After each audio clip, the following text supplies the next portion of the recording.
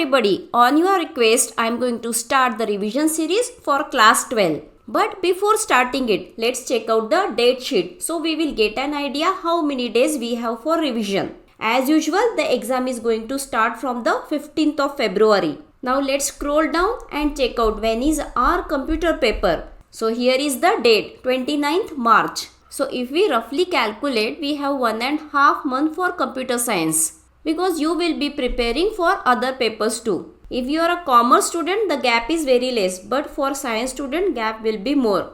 But in between, you may get other entrance exams. By now, you must have written your timetable in a very neat manner, and I will suggest you to paste it near your study area.